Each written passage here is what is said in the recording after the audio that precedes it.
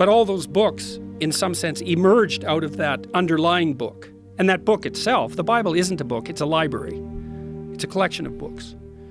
After a recent visit to the Museum of the Bible, psychologist Jordan Peterson experienced a powerful realization. The Bible isn't a book, it's a library, a collection of books. This perspective views the Bible not as a singular closed-off artifact, but as an ecosystem of ideas, narratives, and historical developments. An insight of the true foundational place of the Bible and its texts in Western culture. Now, in many ways, the first book was the Bible, as far as our Western culture is concerned. And then before it was the Bible, it was it was scrolls and it was writings on papyrus, but we were starting to aggregate written text together. This idea that the Bible serves as a collection, an intellectual archive from which countless other cultural and literary works have evolved, brings out an appreciation for it as something much larger than just one singular tome. It's the bedrock for much of Western thought, not because it's the only source, but because it's the foundational collection upon which so many other ideas, values, and stories have built. Let's think about the relationship between words. Well, some words are dependent on other words. Some ideas are dependent on other ideas. The more ideas are dependent on a given idea, the more fundamental that idea is. That's a definition of fundamental. He begins to explain this fascinating idea of how fundamental texts create a ripple effect through time. So now imagine you have an aggregation of texts in a civilization. You say, which are the fundamental texts? The texts upon which most other texts depend. Authors like Shakespeare, Milton, and Dante are seen as central pillars, not because they were arbitrarily chosen, but because they influenced and shaped so much that followed. He identifies the Bible as being the most foundational of these texts, not because of a specific imposed authority, but because it served as the source material for generations of thinkers, writers, and philosophers. And so you'd put Shakespeare way in there because so many texts are dependent on Shakespeare's literary revelations, fundamental authors, not because of the arbitrary dictates of power, but because those texts influenced more other texts. Peterson's commentary reminds us of the need for those fundamental texts to ground our understanding of the world.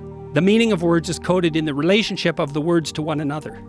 The postmodernists make that case, that all meaning is derived from the relationship between words. That's wrong, because what about rage? That's not words. What about moving your hand? That's not words. The conversation here gets particularly thought-provoking when he talks about how words and ideas depend on each other, creating an organic structure where the most fundamental ideas and texts are those that influence the most others. But part of it's right, because the meaning we derive from the verbal domain is encoded in the relationship between words. It's as if culture is a massive tapestry of interconnected thoughts and emotions, with the Bible functioning as one of the earliest threads in that tapestry.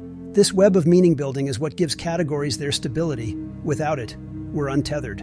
If categories dissolve, especially fundamental ones, the culture is dissolving, because the culture is a structure of category. Culture is a structure of category that we all share. Roughly speaking, we have a bedrock of agreement. That's the Bible, by the way. Peterson's emphasis on culture being a structure of categories that we all share is profound, especially in light of this view of the Bible. Categories provide a shared language. They're not just words, but values, symbols, and stories. Without them, as Peterson warns, our ability to communicate and collaborate diminishes. This isn't about strict conformity, but rather a mutual baseline that allows for connection and discourse. As he puts it, we have a bedrock of agreement, and this shared structure of categories is crucial for any society's coherence and cohesion. And then you think about that as a hierarchy with the Bible at its base, which is certainly the case. Now imagine that's the entire corpus of linguistic production.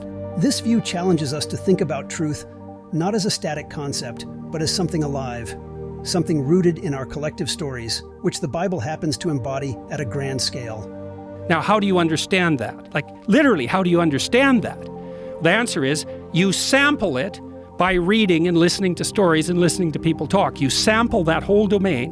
What's intriguing here is that Peterson isn't necessarily focusing on religious truth, but rather cultural truth, the kind that governs our shared understanding of values, morals, and even the categories through which we view the world. You build a low-resolution representation of that inside you, and then you listen and see through that. So, fundamental texts like the Bible serve as a foundation because they don't just tell us what to think.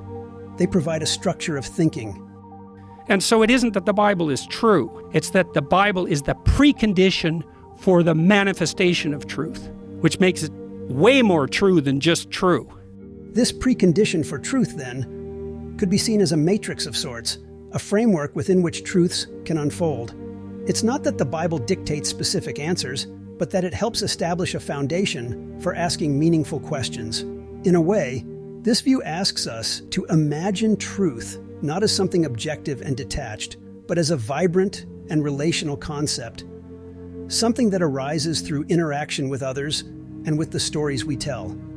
It's a whole different kind of true. I think this is not only literally the case, factually, I think it can't be any other way. It's the only way we can solve the problem of perception.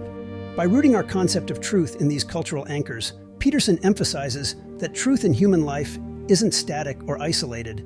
It's tied to the stories we know, the patterns we've come to recognize, and the categories we use to make sense of reality. Precondition of the manifestation of truth? What do you mean by that? How do you know when what you and I are saying is true? Well, it you depends know. on what we're saying.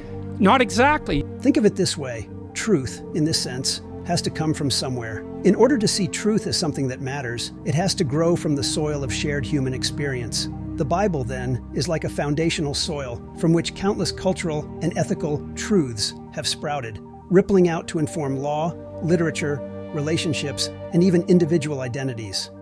You follow the conversation and you listen, and you spontaneously manifest words that indicate your reaction. It isn't the words themselves exactly that are true, because you might be wrong and you might be right, but the process that we're manifesting in the discovery of truth and untruth, that's not wrong.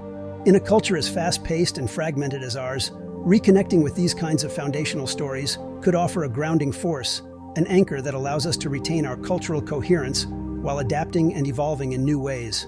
So, truth becomes a living dialogue, passed from one era to the next, reshaping and reinterpreting itself while keeping us rooted in something fundamentally human. What Peterson seems to hint at, too, is a call to protect and engage with these core texts. They help us keep our collective sense of meaning intact, enabling each generation to grapple with questions of good and evil, justice and mercy, community and individual purpose. The process that we're manifesting. You bet. Meaning? The mutual exploration of structures of truth through dialogue. Okay. In good faith. In good faith. In good faith. That's the most important thing. Whether you're religious or secular, there's a profound appreciation here for what these texts give us as a culture. They hold together our sense of history, our common language, and our shared humanity.